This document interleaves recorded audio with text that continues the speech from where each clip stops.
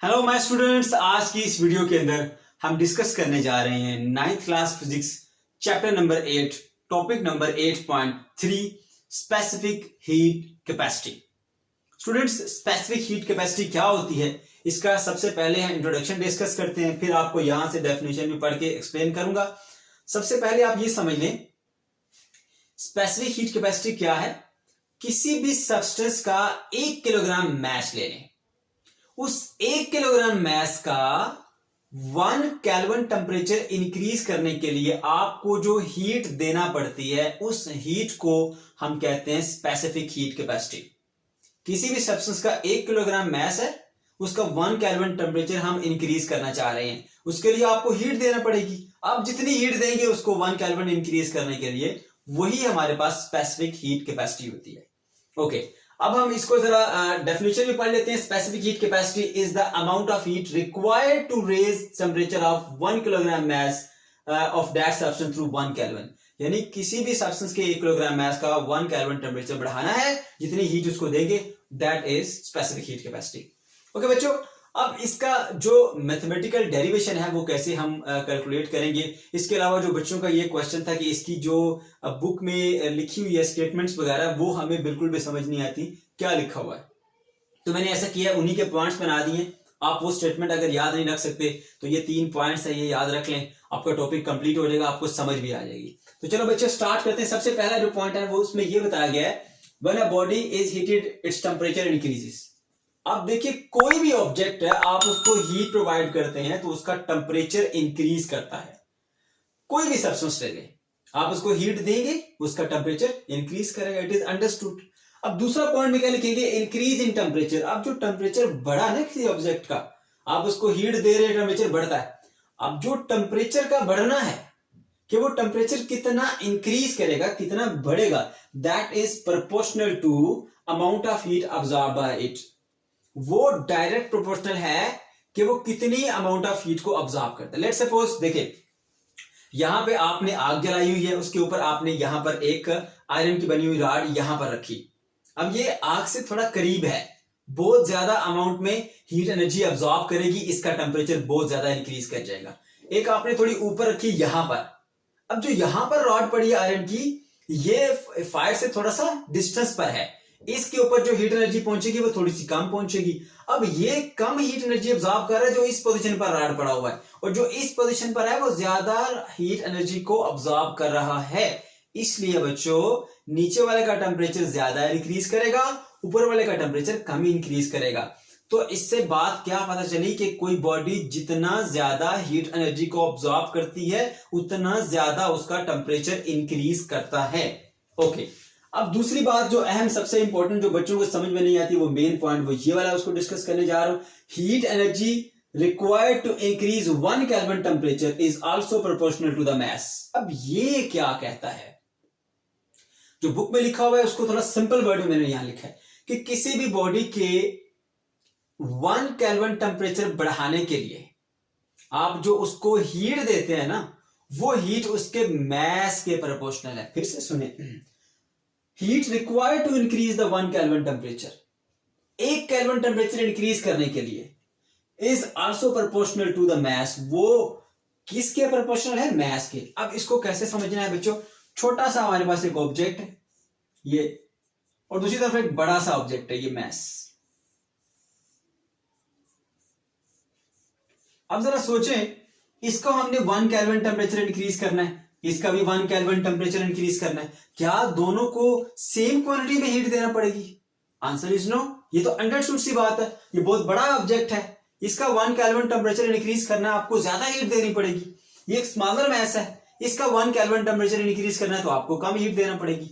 अब यही बात यहां पर एक्सप्लेन की गई है कि किसी बॉडी का 1 केल्विन टेम्परेचर अगर आप इंक्रीज करना चाहते हैं, तो 1 केल्विन टेम्परेचर इंक्रीज करने के लिए जो आप उसको हीट एनर्जी देंगे वो डायरेक्ट प्रोपोर्शनल होती है मास के।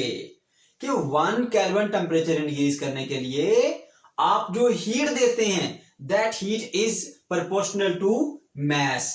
अगर छोटा मास है तो 1 केल्विन टेम्परेचर बढ़ाने के लिए कम हीट देना पड़ेगी, अगर बड़ा मास है तो 1 केल्विन टेम्परेचर बढ़ाने के लिए ज्यादा हीट देना पड़ेगी।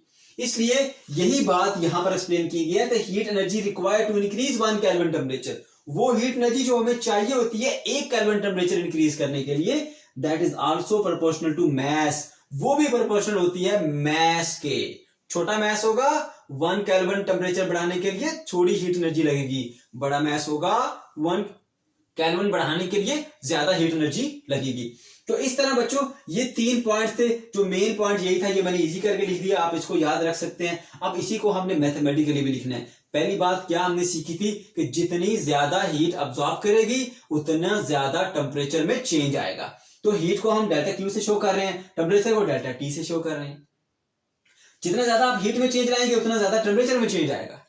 तो बच्चों अब क्या होगा, आपने ज्यादा क्वांटिटी में हीट एनर्जी दी, ज्यादा टेम्परेचर इंक्रीज कर गया, तो एक चीज के बढ़ने से अगर दूसरी चीज बढ़े तो उनमें डायरेक्ट रिलेशन होता है, इसीलिए लिखा delta Q is proportional to delta T. अब दूसरे पॉइंट की तरफ आते हैं, ये वाला। इसमें क्या बताया गया था कि जो हमारे पास क्वांटिटी ऑफ हीट जो हम प्रोवाइड करते हैं वो प्रोपोर्शनल होती है मैस के। किस लिए? 1 केल्विन टेम्परेचर बढ़ाने के लिए। इसलिए हम यहां पर लिखेंगे delta Q is also proportional to mass. यही पॉइंट देखें, heat energy required to increase is proportional to mass. तो ये बात हमने यहां मैथमेटिकली लिख दी, delta Q is proportional to mass. Okay, अब एक ये इक्वेशन है और एक ये इक्वेशन है, दोनों को कंबाइन करें, कंबाइनिंग इक्वेशन 1 एंड इक्वेशन 2, तो बच्चों आपको मिलेगी delta Q is proportional to m into delta T. Delta Q heat है, m मैस है और डेल्टा टी हमारे पास टेम्परेचर है। ओके, अब जब भी फिजिक्स में प्रोपोर्शनैलिटी का साइन आप देखेंगे आप उसको रिमूव करेंगे इक्वल और कांस्टेंट के साथ। हमने इक्वल लगा दिया, साथ में कांस्टेंट c आ गया, तो c की वैल्यू अगर कैलकुलेट करना चाह रहे हैं तो ये पूरे का पूरा मैस इंटू डेल्टा टी इधर आगे डिवाइड हो जाएगा बच्चों, तो ये c आ गया। c क्या है? c is the constant of proportionality and this is also called specific heat capacity of substance. Okay, तो बच्चों ये आ गया इसका फॉर्मूला। अब बात करते हैं हम इसकी यूनिट की। इसका यूनिट होता है बच्चों जॉल्स पर किलोग्राम पर केल्विन। कैसे आपको याद रहेगा? यही फॉर्मूला है जिसके अंदर जो डेल्टा क्यू हीट है, हीट एनर्जी है, तो एनर्जी का यूनिट जॉल, मैस का किलोग्राम और केल्विन जो है वो टेम्परेचर का होता है यूनिट। तो किलोग्राम और केल्विन दोनों नीचे हैं, जब इसको नीचे से ऊपर लाएंगे तो इनकी पावर -1 हो जाएगी, इसलिए जॉल पर किलोग्राम पर केल्विन है। तो ये इस तरह से इसका यूनिट आ गया हमारे पास।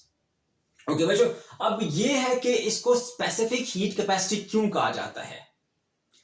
स्पेसिफिक हीट कैपेसिटी इसको इसलिए कहा जाता है कि हर सब्सटेंस की अपनी अपनी कैपेसिटी होती है कि वो हीट को ऑब्जॉर्ब करके 1 केल्विन टेम्परेचर बढ़ाए। हर एक की अलग अलग होती है। जैसे हमारे पास अगर हम बात करें 1 किलोग्राम वाटर की, 1 किलोग्राम वाटर, तो बच्चों ये 4200 जॉल हीट एनर्जी अब्सॉर्ब करने के बाद 1 केल्विन टेम्परेचर इंक्रीज करता है। इसी तरह अगर हम बात करते हैं 1 किलोग्राम सॉइल की, तो 1 किलोग्राम सॉइल जो है वो 810 जॉल हीट एनर्जी अब्सॉर्ब करने के बाद ये 1 केल्विन टेम्परेचर को इंक्रीज करता है। तो हर एक सब्सटेंस की अपनी अपनी मखसूस हीट एनर्जी है इसका भी, लेकिन याद रखें सेम क्वांटिटी में आपने मैच लेना है ताकि कंपैरिजन क्लियरली आपको नजर आए। इसका भी 1 किलोग्राम मैच लिया था, इसका भी 1 किलोग्राम मैच लिया था। क्यों? क्योंकि हीट एनर्जी जो अब्सॉर्ब होती है 1 केल्विन बढ़ाने के लिए वो मैस पे डिपेंड करती है। अगर मैस ज्यादा होगा तो ऑटोमेटिकली हीट एनर्जी ज्यादा हो जाएगी। तो इसलिए हम ताकि क्लियरली इसको ऑब्जर्व कर सके हमने दोनों की सेम क्वांटिटी लेनी। इसका भी 1 किलोग्राम, इसका भी 1 किलोग्राम, दोनों की सेम क्वांटिटी है। अब देखेंगे कि दोनों को हीट देने से किसका टेम्परेचर कितने केल्विन टेम्परेचर बढ़ता है कितनी हीट देने से।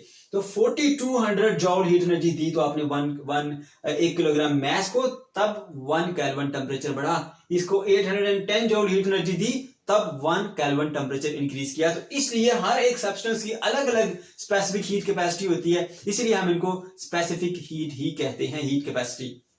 ओके बच्चों, अब आपने उम्मीद है कि सीख लिया, लेकिन फिर भी अगर आपका कोई क्वेश्चन है कोई कमेंट सेक्शन के अंदर आप जरूर पूछ सकते हैं ताकि आपकी क्यूरीज जो है वो सॉल्व की जा सके।